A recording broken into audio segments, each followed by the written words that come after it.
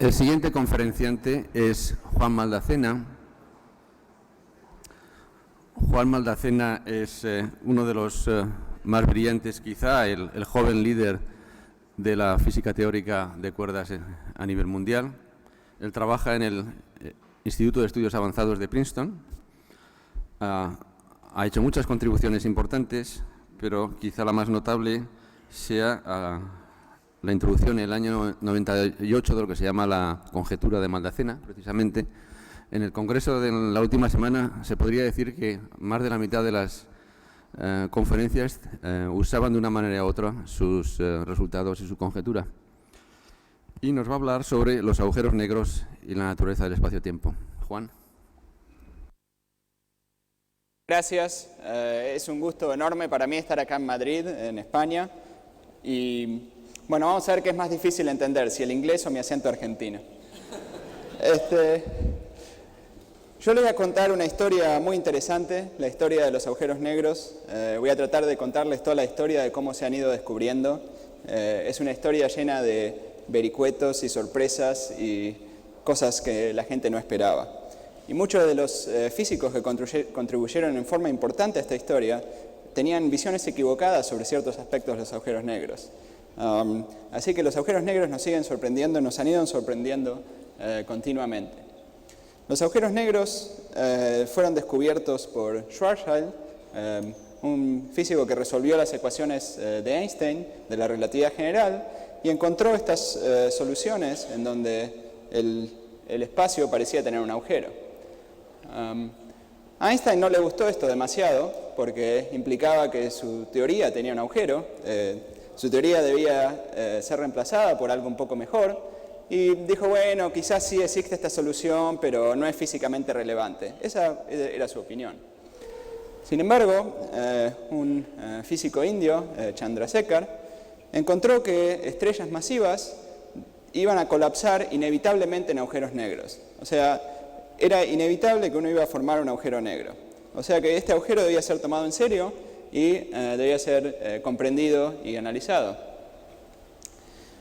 Una de las sorpresas más importantes es que incluso el nombre estaba mal. Los agujeros negros no necesariamente son negros. Puede haber agujeros negros, rojos, blancos, de todos los colores. Y no solo eso, sino que aparentemente los agujeros negros eran una amenaza para la mecánica cuántica. Los agujeros negros parecían decir que la mecánica cuántica debía ser modificada.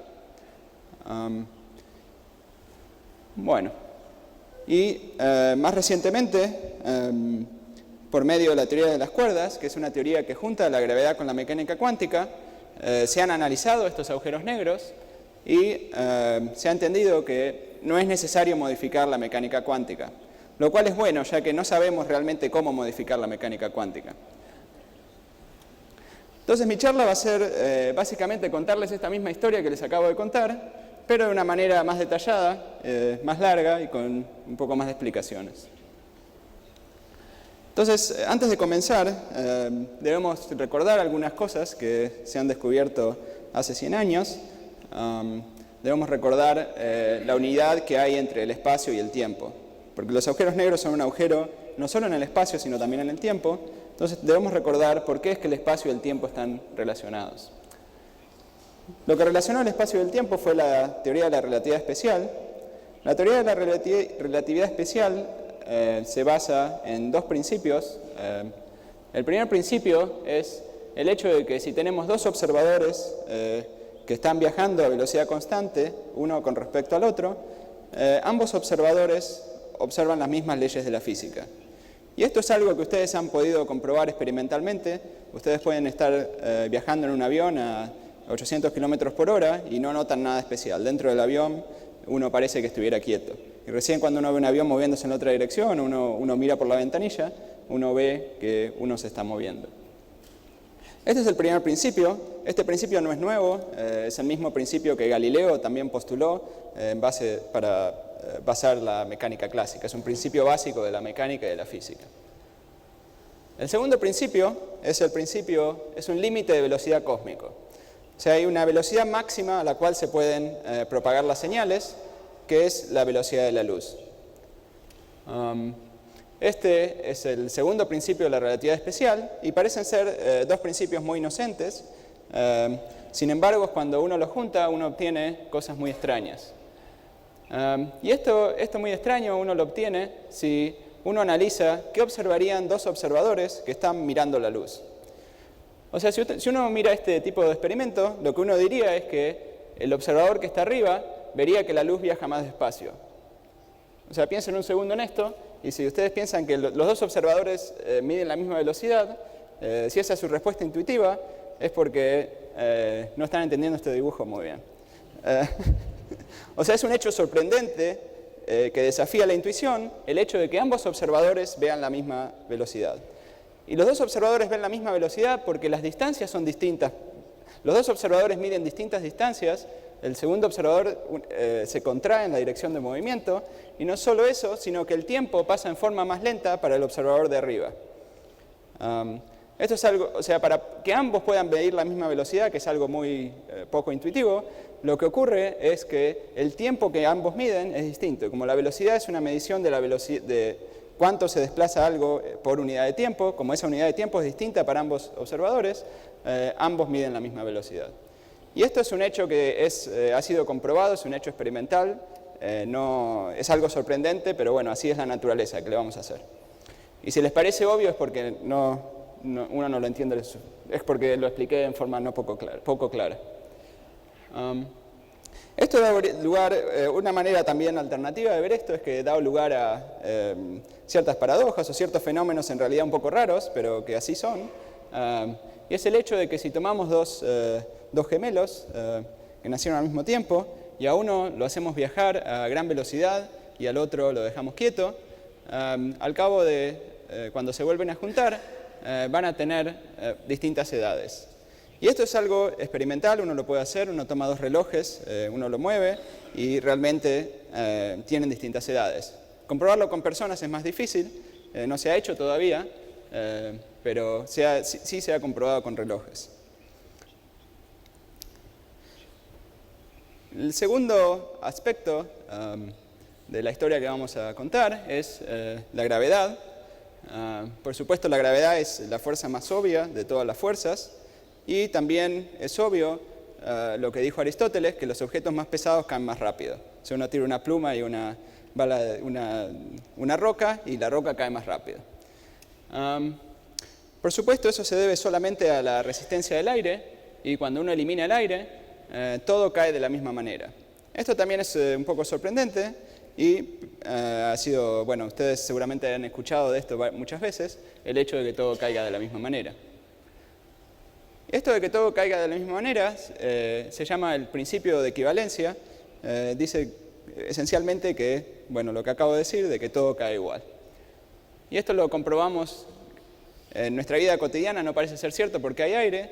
Sin embargo, aquí vemos la nave espacial y el astronauta, ambos moviéndose exactamente de la misma manera.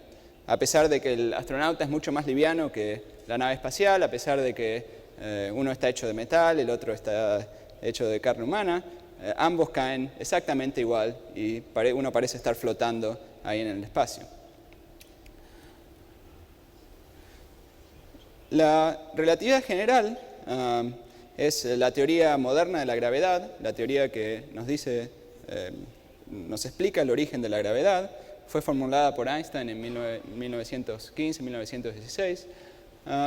Y lo que dice es que la gravedad se debe a la curvatura del espacio-tiempo. O sea, el espacio y el tiempo que están unidos debido a la relatividad especial no son planos, no son gobernados por la geometría euclidia, sino que son curvos, tienen curvatura.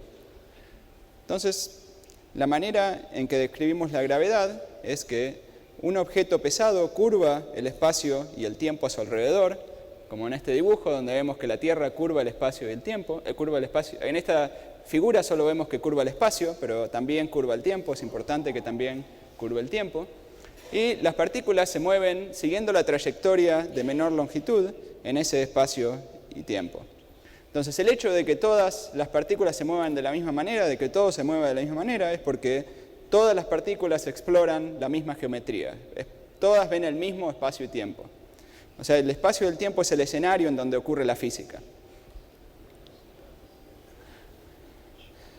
Entonces habíamos visto que dos observadores que viajan a distinta velocidad ven el tiempo en forma distinta.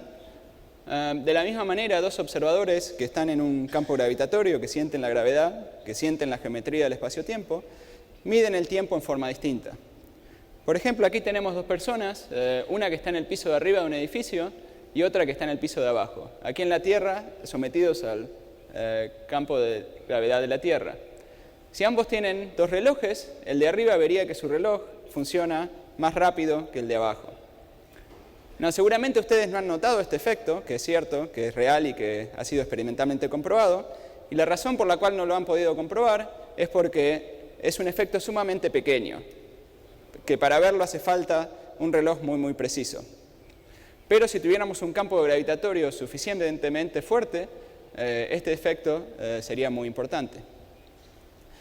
Entonces lo importante es que la gravedad cambia realmente cómo fluye el tiempo.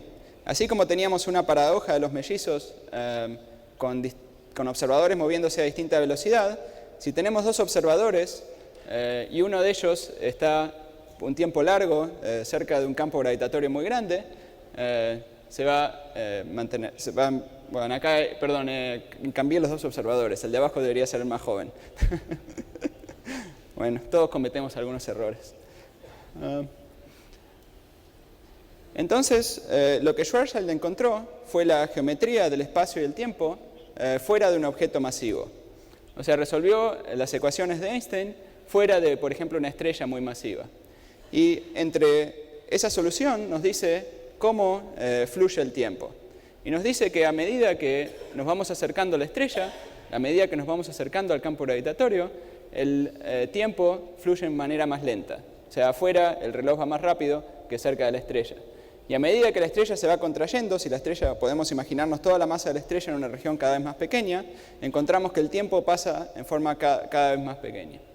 Y la solución que en realidad Schwarzschild encontró es una solución en donde parece haber un agujero, en donde el tiempo, en el borde de ese agujero, el tiempo deja de transcurrir. Si uno está en este llamado radio del agujero negro, el tiempo parece haber dejado de transcurrir. O sea, el efecto de la curvatura del espacio es tan grande que completamente detiene el paso del tiempo. Es una fuente de la juventud en cierta manera.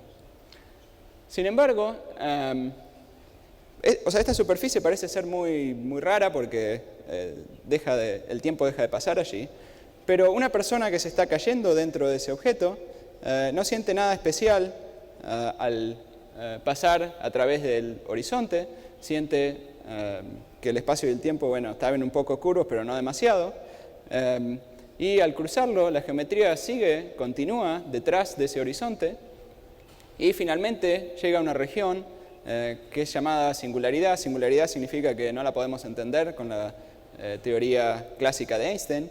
Es una región en donde la curvatura del espacio y el tiempo se hace infinita. O sea, infinita significa que las ecuaciones dejan de ser ciertas en ese lugar.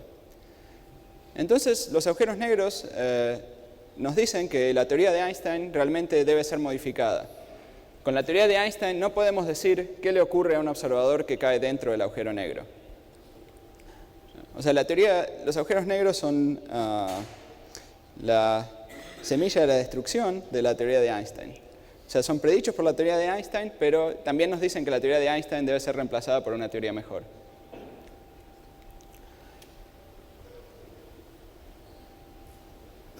Entonces ahora vamos a ver quizás un poco mejor, una forma un poco alternativa, cómo puede ser que este punto, el horizonte, que es una región tan extraña, pueda aparecer como una región perfectamente normal para alguien que se está cayendo.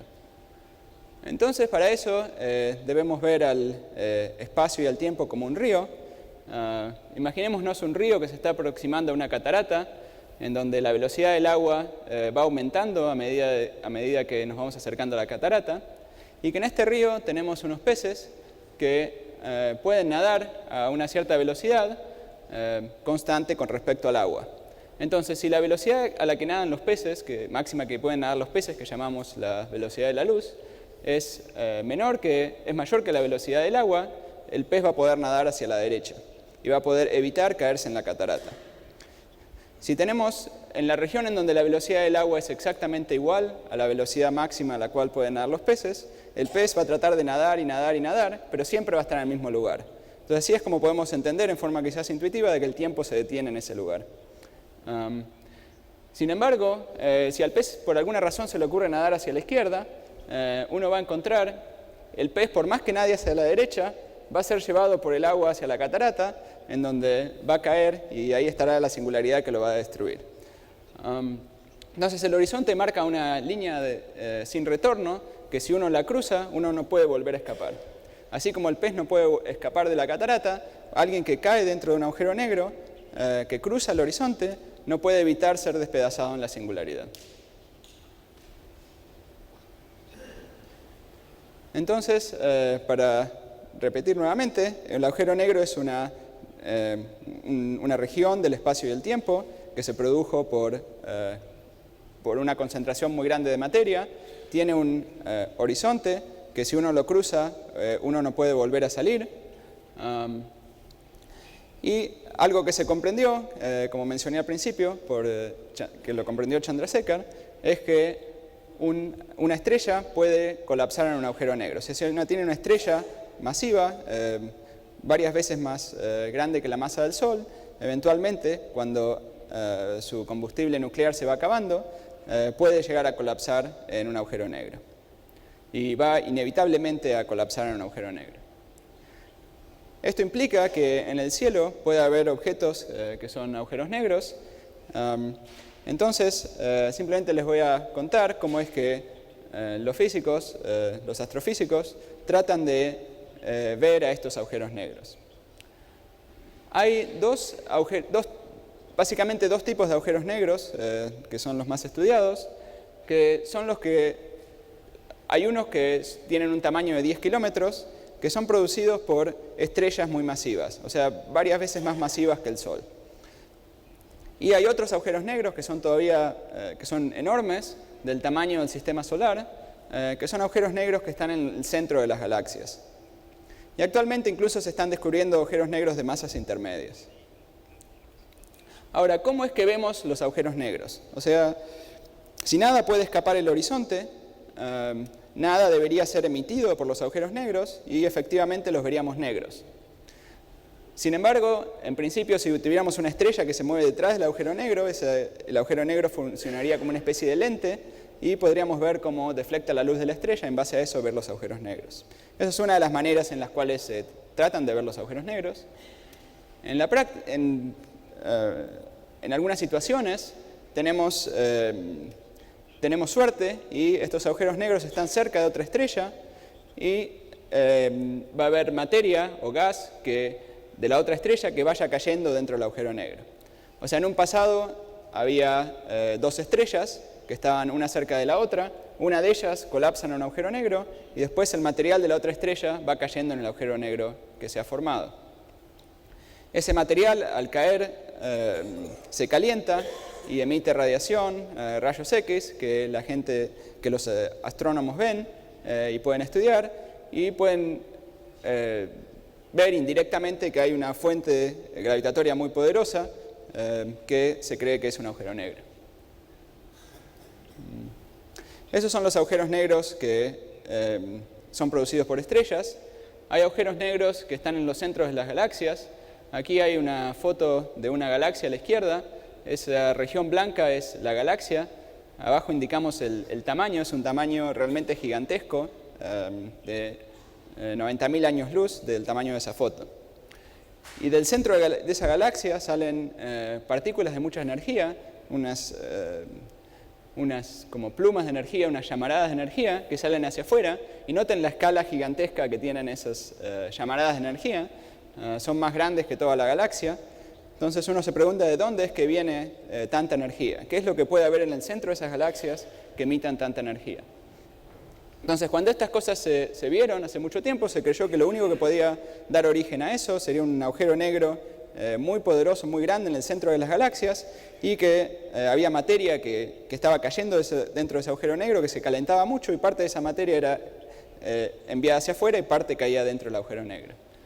Más recientemente, con telescopios poderosos como el telescopio Hubble, se ha podido ir cerca del centro de la galaxia y uno observa que hay un disco de gas y polvo que está cayendo dentro de ese agujero negro, y noten de nuevo que ahí tenemos un tamaño bastante grande en la foto de la derecha, sin embargo es mucho más pequeño que el de la izquierda, y ahí tenemos ese disco que está cayendo dentro del agujero negro. El agujero negro sería un punto que no veríamos ahí en la pantalla, todavía habría que aumentarlo varias veces más, pero bueno, se ve que hay una fuente gravitatoria muy grande en el centro de esas galaxias.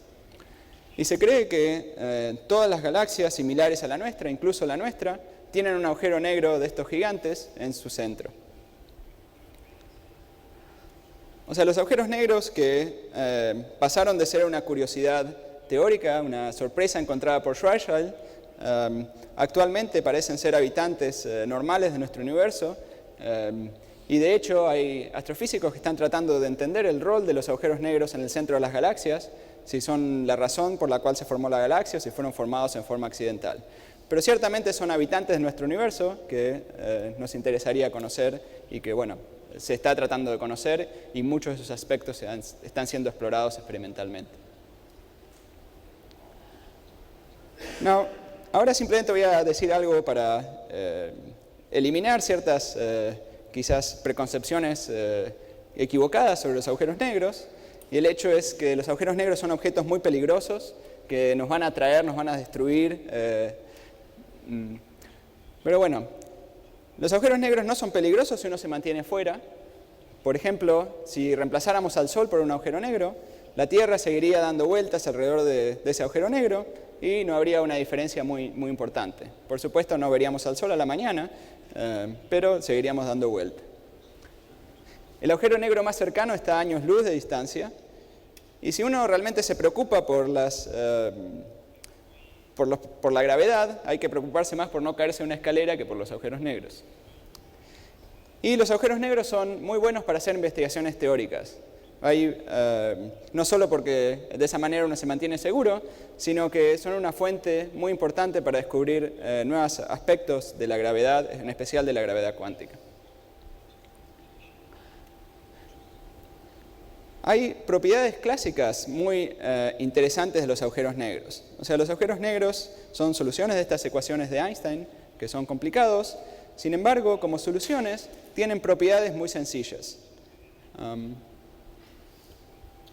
Entonces, un agujero negro, visto desde afuera, está caracterizado pura y exclusivamente por su masa y la velocidad angular de rotación. O sea, está caracterizado solo por esos dos parámetros. Sin embargo, las estrellas, de las cuales quienes lo pueden formar, están caracterizados por un montón de parámetros. Hay muchos tipos distintos de estrellas, las hay amarillas, rojas, azules, de distintas composiciones químicas, etc. Y para especificar una estrella hay que dar muchos parámetros. La estrella, como el Sol, puede tener manchas solares, como vemos aquí en la figura de abajo a la izquierda, pueden tener todo tipo de estructura y son objetos bastante complicados. Sin embargo, todas estas estrellas pueden colapsar en simplemente un único agujero negro, un objeto sumamente sencillo, caracterizado solo por dos parámetros. Todas estas excitaciones de la materia que forman la estrella forman simplemente esta única excitación gravitatoria, que es el agujero negro. Se transforma todo en este agujero en el espacio y el tiempo. Esa fue la primera observación interesante. La segunda es la llamada ley del área. Y esto es lo siguiente. Cuando uno resuelve las ecuaciones de Einstein que gobiernan cómo se curva el espacio y el tiempo, uno puede calcular, por ejemplo, la colisión de dos agujeros negros. Esto es un proceso sumamente complicado que solo recientemente, con las computadoras más poderosas que tenemos ahora, podemos calcular. Y ese es un proceso complicado en el cual la masa original, la energía original del agujero negro no se conserva. O sea, parte de la energía sale como ondas gravitatorias, que de hecho se están tratando de detectar en observatorios de ondas gravitatorias. Esas ondas gravitatorias nos darían información muy valiosa y una confirmación muy importante de la existencia de los agujeros negros. pero es un proceso complicado.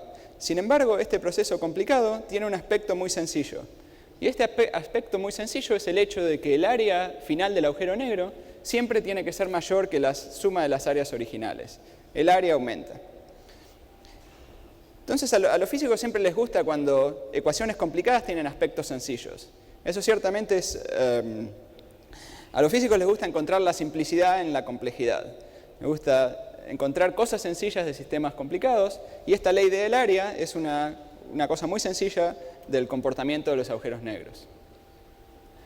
Entonces, todo lo que hemos visto hasta ahora han sido todas propiedades clásicas del agujero negro, de los agujeros negros. Muchos de estos aspectos han sido comprobados experimentalmente o se deducen de teorías como la teoría de la gravedad, que también ha sido comprobado experimentalmente.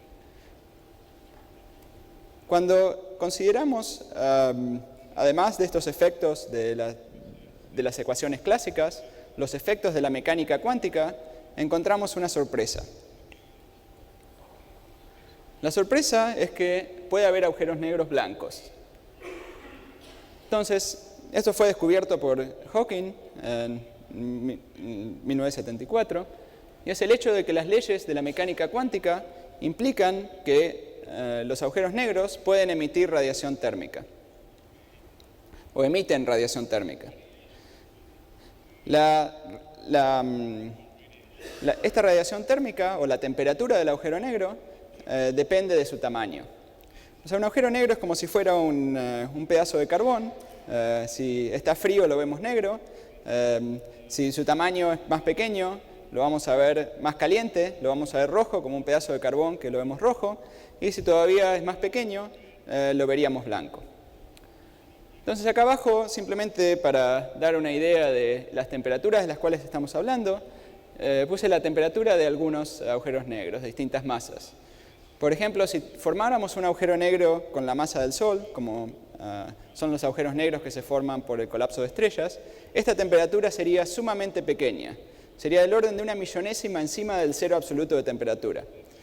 O sea, es una temperatura muy pequeña, que bueno, se puede, en principio, son temperaturas medibles en principio. Sin embargo, en agujeros negros de verdad están rodeados de gases que están a temperaturas mucho mayor, o la radiación cósmica de fondo incluso está a temperatura mayor, por lo cual este efecto no puede ser directamente medido en un agujero negro producido por el colapso de una estrella.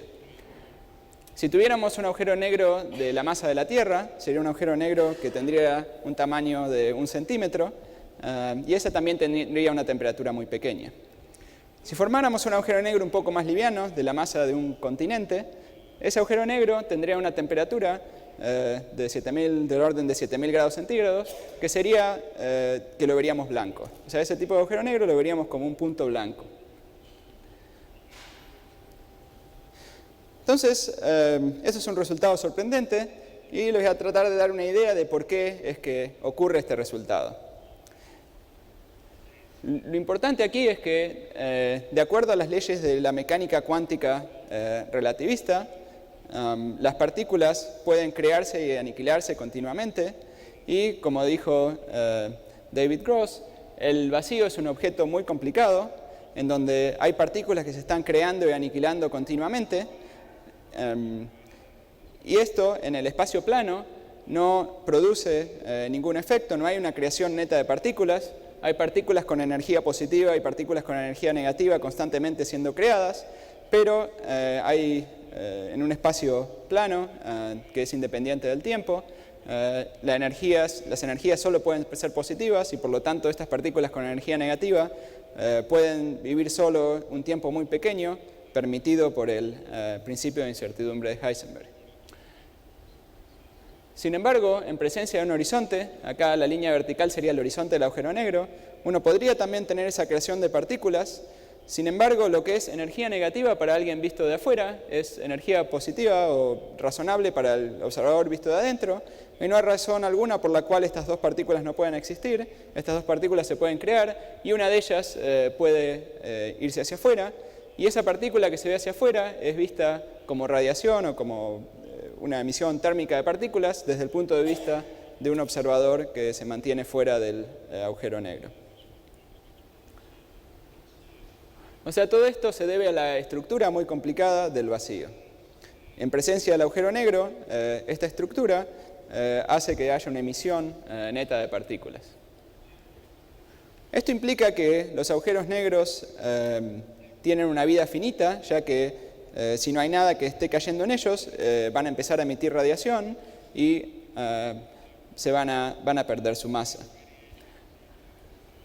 Un agujero negro de la masa del Sol o de la Tierra, debido a esta radiación, viviría un tiempo finito, pero es un tiempo muchísimo más grande que la edad del universo. O sea que no lo vamos a ver terminar de evaporarse o terminar de emitir radiación nunca. Sin embargo, un agujero negro pequeño, por ejemplo un agujero negro de nuestro peso, se evaporaría en menos de una fracción de segundo y emitiría en esa fracción de segundo una cantidad de energía igual a nuestro peso, que sería mucho peor que la energía emitida por una bomba atómica. O sea, pueden también ser objetos peligrosos. Por suerte no hay agujeros negros pequeños que estén dando vuelta en nuestra cercanía. Sin embargo,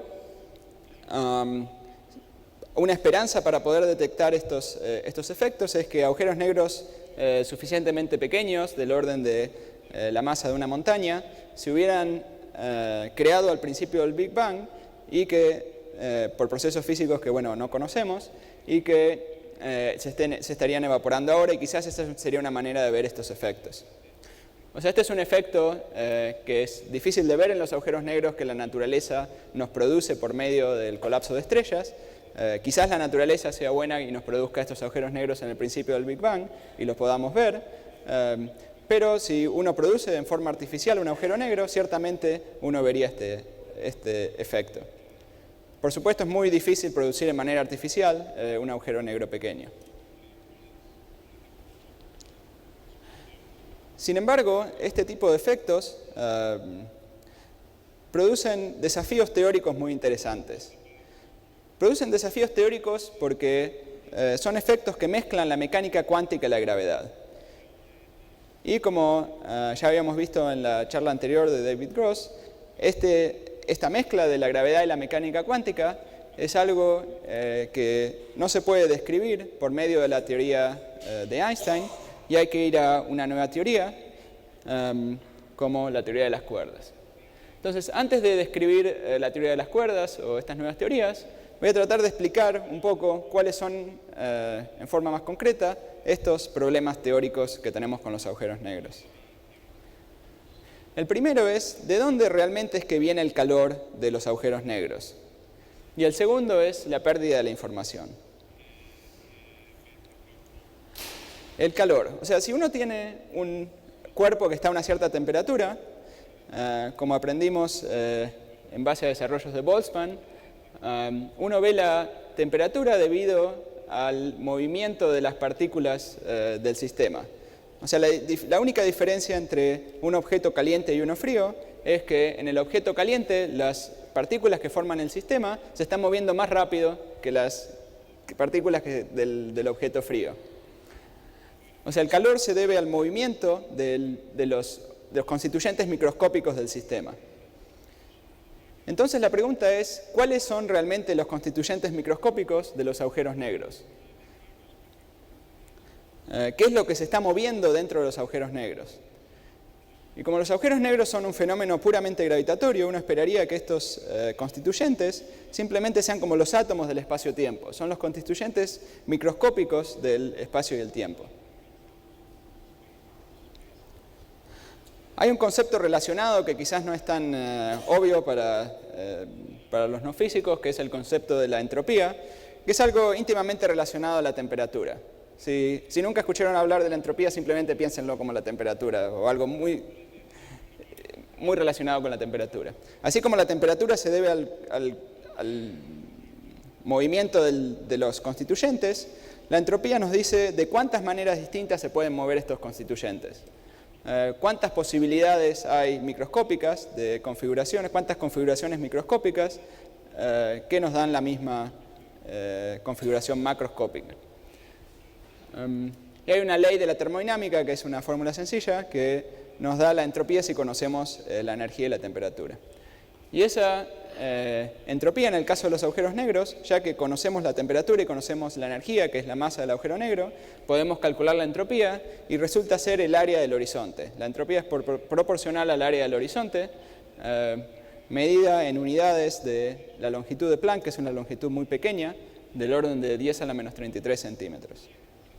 O sea que un agujero negro macroscópico de un tamaño grande tiene una entropía muy grande, una entropía que es mayor que la entropía de cualquier sistema físico.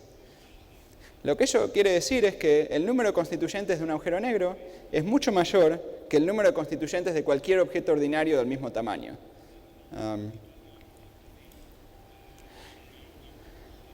La entropía en cierto sentido es como el desorden del sistema, de cuántas maneras distintas uno puede organizar el sistema.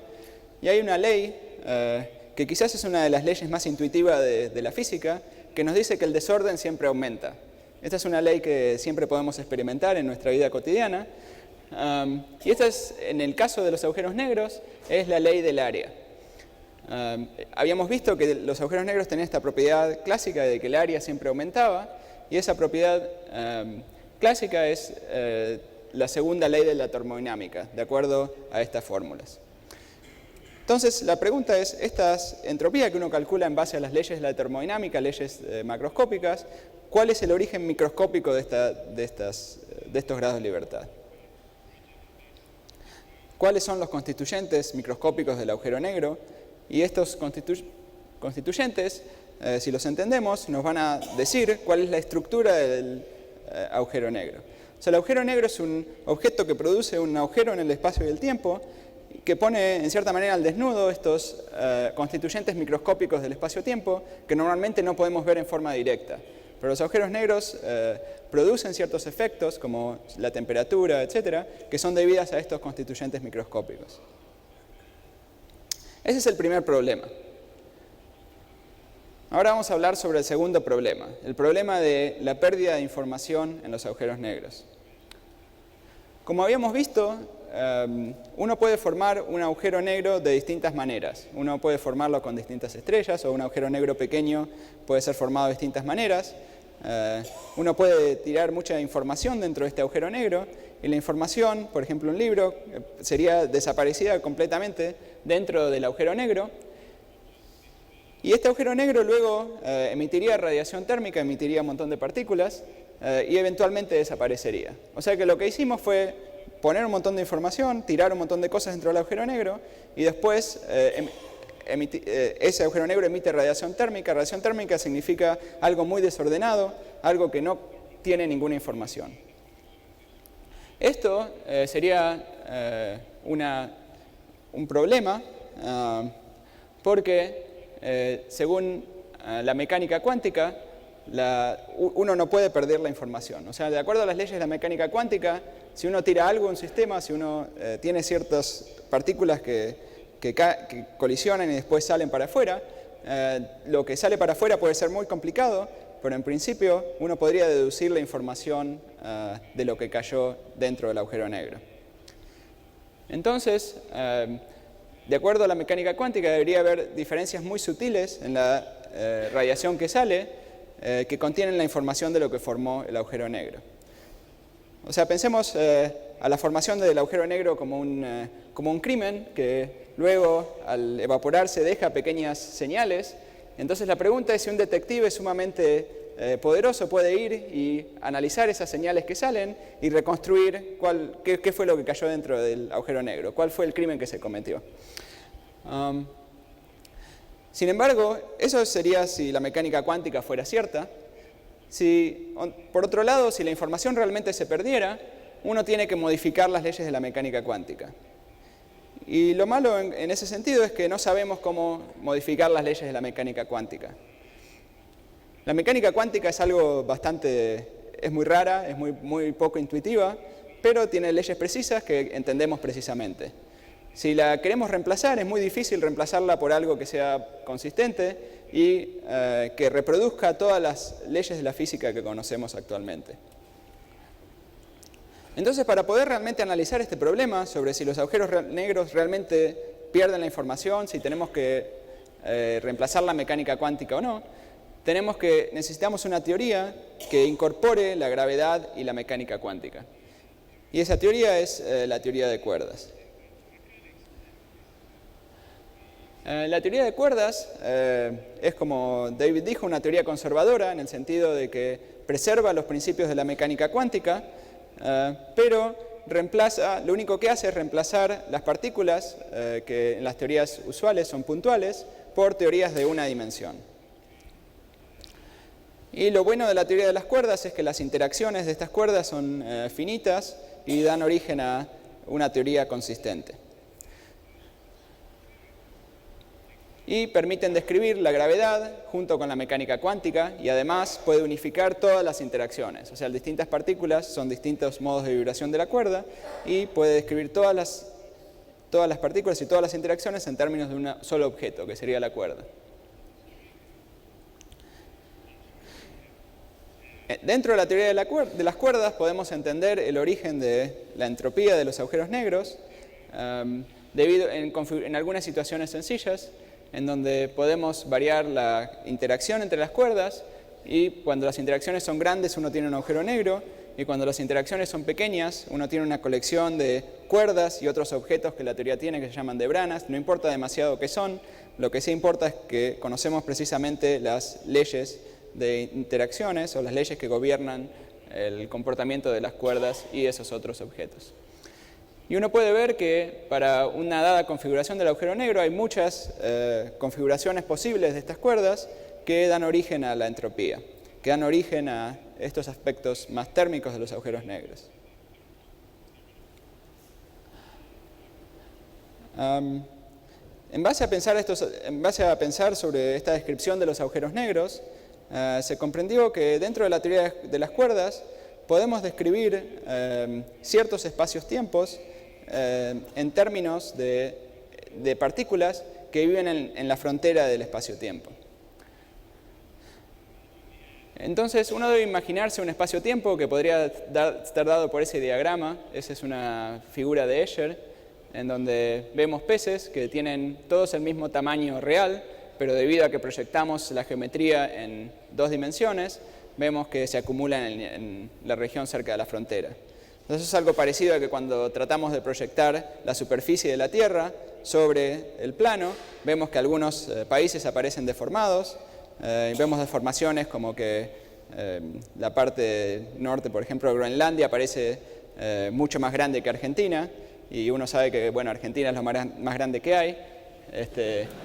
Y bueno, pero esos son solo efectos de la proyección, y acá similarmente toda esta región parece muy pequeña, pero esa región es sumamente grande, de hecho infinita. Bueno, esos son los espacios-tiempos que estamos considerando, son espacios-tiempos muy sencillos con curvatura negativa. O sea, si uno piensa en objetos con distinta curvatura, uno puede pensar en objetos planos, espacios planos. El objeto más sencillo es un espacio con curvatura positiva, la superficie de una esfera, y este es el espacio más sencillo de curvatura negativa, proyectado sobre 2 dimensiones. Por supuesto, en una teoría de la relatividad es tanto el espacio como el tiempo que tienen curvatura negativa. En estos espacios uno puede representar todo lo que ocurre en el interior en términos de una teoría de partículas que vive en la frontera. Una manera quizás gráfica de pensarlo es que hay 2 maneras de pensar en el mismo proceso físico. Uno puede pensar en una partícula que vive en el interior de ese espacio-tiempo, por ejemplo, una estrella que se está moviendo en el interior del espacio-tiempo, o uno, en forma equivalente, puede pensar en un montón de partículas que viven en la frontera de ese espacio-tiempo. Son 2 descripciones completamente equivalentes de la misma física. Esas partículas que viven en la frontera son muy parecidos a los quarks y gluones que gobiernan las interacciones fuertes, o sea, no son teorías muy esotéricas, son simplemente extensiones muy sencillas de las teorías que conocemos actualmente, de las teorías que usamos para describir las interacciones dentro del núcleo. Y la física gravitatoria está descrita por la física de partículas sin gravedad en la frontera. Entonces, una teoría que es difícil de describir, como la gravedad cuántica, se transforma en estos espacios por una teoría que es más fácil de describir en términos de partículas más o menos ordinarias que viven en la frontera. Y todo lo que hay en el interior, inclusive el espacio y el tiempo dentro del interior, surge en forma efectiva a partir de las interacciones de estas partículas. Entonces, esta es una de las teorías que muestra que el espacio y el tiempo son emergentes, que surgen a partir de las interacciones de estas teorías. O sea, esta teoría vive solo en el borde, y a partir de las interacciones de estas partículas uno obtiene todo el interior del espacio y del tiempo. O sea, hay una dimensión adicional que surge en forma efectiva. Y esto nos permite, describir todo lo que hay dentro del interior, incluso nos permite describir agujeros negros que puede haber dentro del interior. Entonces, cuando uno tiene un agujero negro dentro del interior, uno tiene en la frontera un conjunto muy, muy grande de partículas en una configuración térmica, moviéndose en forma muy desordenada, que nos dan origen al calor del agujero negro. Cuanto más rápido se mueven estas partículas de afuera, más caliente va a estar el agujero negro en el interior. Y la entropía del agujero negro, es el hecho de que tenga muchas configuraciones microscópicas, se debe a que estas partículas en la frontera tienen muchas maneras de organizarse. Es un objeto muy complicado que está oscilando y moviéndose, muy similar a las figuras que demostró David Gross de las interacciones en la cromodinámica cuántica, tanto de las cuerdas como lo que mostró del vacío. Entonces, la temperatura y la entropía se deben al movimiento de las partículas en el borde, y también la teoría en el borde obedece las reglas de la mecánica cuántica. Es una teoría ordinaria de física de partículas y, por lo tanto, el agujero negro en el interior también obedece las reglas de la mecánica cuántica. Por lo tanto, los agujeros negros son consistentes con la mecánica cuántica. Al menos esta es una situación concreta en la cual los agujeros negros y la mecánica cuántica son compatibles y no hace falta tirar la mecánica cuántica a la basura, sino que la podemos conservar y organizar la descripción de los agujeros negros en una forma consistente. Y al hacer eso, obtenemos relaciones sorprendentes como que el espacio y el tiempo son conceptos efectivos y que dependiendo de cómo se configuran las partículas en el exterior, podemos tener un espacio-tiempo continuo sin ningún agujero, o si están muy excitadas las partículas del exterior, se produce un agujero en el espacio-tiempo. Pero ese agujero y esa singularidad que hay dentro del agujero se describe en forma perfectamente regular en términos de las partículas en la frontera.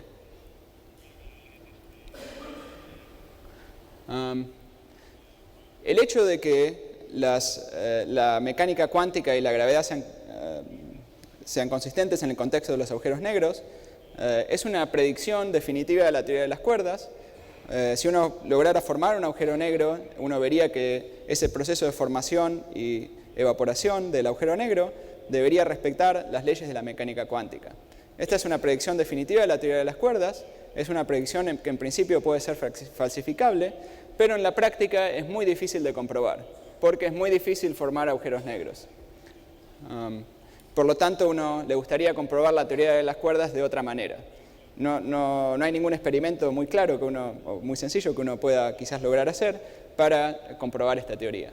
Salvo que tengamos la gran suerte de que haya dimensiones extras muy grandes y que mediante aceleradores de las próximas generaciones logremos producir agujeros negros. Pero eso requeriría que tengamos mucha suerte. En las situaciones usuales de la teoría de las cuerdas es una predicción difícil de comprobar. Bueno, como vimos, los agujeros negros son objetos fascinantes, donde la curvatura del espacio y del tiempo son dramáticos, y estos agujeros negros, junto con las leyes de la mecánica cuántica, producen paradojas y confusiones que producen desafíos interesantes a las teorías y que al describirlos por medio de una teoría consistente como la teoría de las cuerdas, nos obliga a una concepción bastante radical del espacio y el tiempo, en donde el espacio y el tiempo surge de una manera efectiva a partir de interacciones de partículas más fundamentales. O sea, las partículas en la frontera son como los átomos del espacio y del tiempo que dan origen al espacio y el tiempo en el interior. Bueno, muchísimas gracias.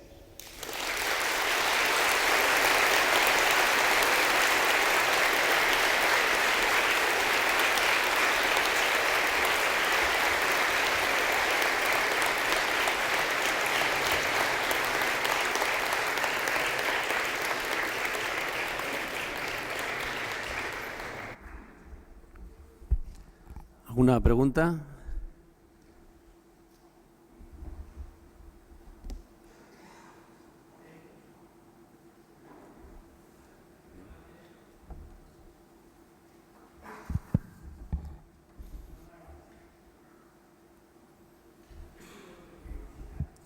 Más cerca.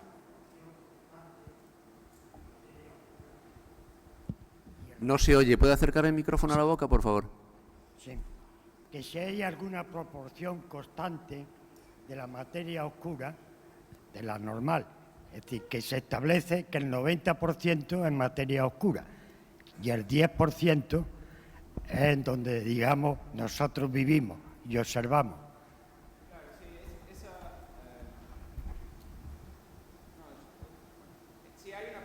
Constante que se estableció, si hay una la pregunta era si hay una proporción constante entre la materia oscura y la materia observable, y sí hay una proporción constante que fue establecida al principio del Big Bang.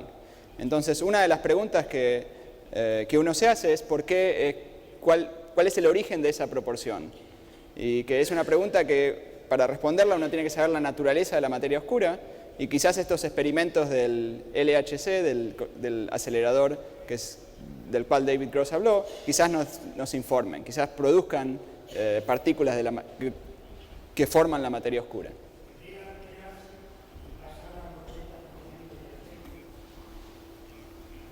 Bueno, la pregunta es si esa proporción puede ser variable. En las teorías más sencillas esa proporción es constante, pero hay teorías donde quizás las partículas de materia oscura decaen y entonces podría ir variando. Pero las teorías más sencillas son donde es constante. Pero por supuesto hay que hacer un experimento para realmente ver si es o no constante. Todo parece ser consistente con que es constante. Sí, perdona que no me levante. Lo primero de todo es felicitarte por tu gran trabajo en física teórica y en física experimental. La verdad es que los físicos jóvenes te admiramos bastante, eso desde luego, la gente que conocemos tu trabajo desde luego. Quería preguntarte un par de cuestiones. En el LHC que va a empezar a trabajar o que se está montando actualmente, se van a lograr energías del tipo de 14 teraelectronvoltios. Y la pregunta típica cuando se estudia esto, y sobre todo por parte de la comunidad científica, es que hay mucha gente que es muy escéptica respecto a que la teoría de cuerdas pueda alguna vez ser comprobada experimentalmente. Yo no lo creo, personalmente, y creo que la comunidad científica que se ha reunido esta semana tampoco. Pero me gustaría que tú me explicases de una manera lo más pedestre posible qué hechos teóricos hacen que tú consideres que la teoría de cuerdas pueda ser relevante a la hora de determinar que la gravedad y la mecánica cuántica se puedan describir desde una manera conjunta. Bueno, la teoría de cuerdas tiene un gran éxito, que es el hecho de que puede poner la mecánica cuántica y la gravedad juntas. Esto es importante para describir ciertas cosas. Es importante para describir agujeros negros pequeños, es importante para describir el principio del Big Bang. Con la teoría de cuerdas actualmente tenemos predicciones concretas para agujeros negros pequeños. Lamentablemente la naturaleza no los proporciona en forma gratis y no los podemos comprobar. Ahora, hay algo que sí podemos comprobar, que es el principio del Big Bang. Pero todavía no tenemos una predicción precisa de qué predice la teoría de cuerdas debido al Big Bang. O sea, cómo es que comenzó el universo de acuerdo a la teoría de las cuerdas. Es algo que se está explorando activamente, fue uno de los temas que se discutió acá en el Congreso, pero no hay una predicción así bien precisa que uno pueda decir la teoría de cuerdas está bien o está mal. Pero no resulta razonable que se pueda conocer en un futuro cercano. O sea, hay preguntas que no se conocían hace 10 años y ahora se pueden conocer. Y bueno, quizás dentro de los próximos 10 años vamos a tener una comprensión bien precisa del principio del Big Bang de acuerdo a la teoría de las cuerdas. Una última cuestión. En cuanto al LHC, puede ser que tengamos muchísima suerte y veamos las cuerdas, probablemente no, pero vamos a ver nuevas partículas y quizás esas nuevas partículas, sobre todo si se ve la supersimetría, van a ser una buena palmada en la espalda para la teoría de cuerdas.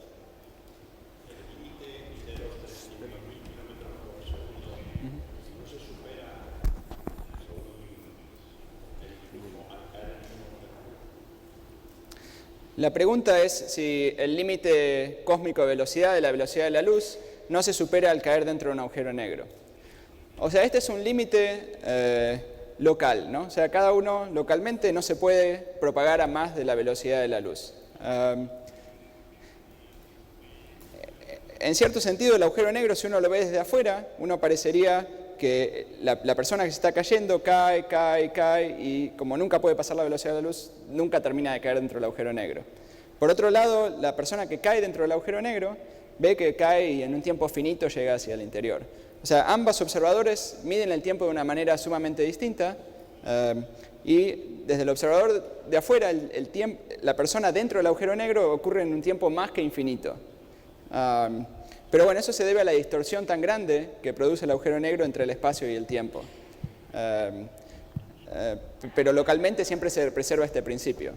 O sea, al tener este espacio-tiempo curvo uno puede tener estas situaciones extrañas, pero bueno, así es como funciona. Siempre el límite de velocidad es un límite local. ¿Sí? ¿Micrófono? Sí. ¿Micrófono? Quiero hacer una pregunta sobre la entropía. Si se toma un agujero negro como una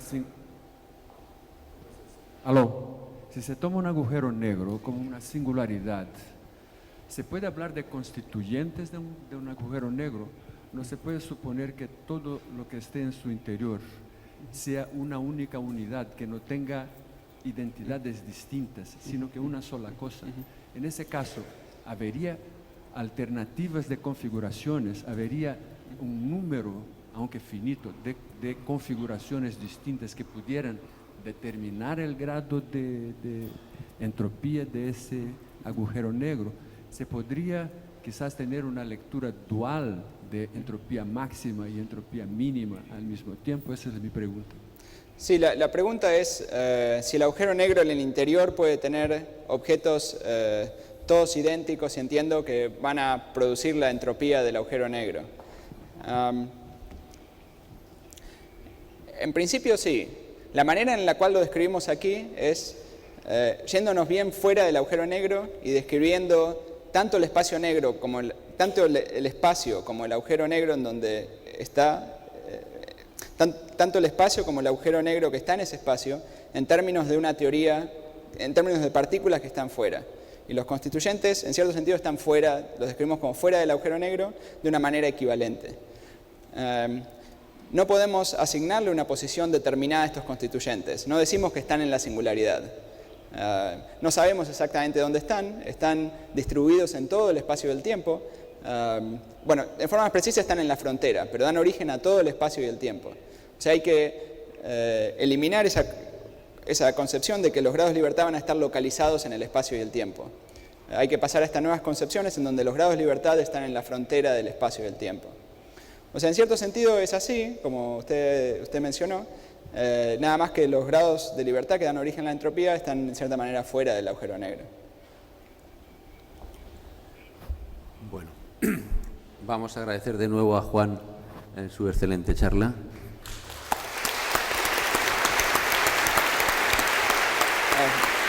Es un aplauso.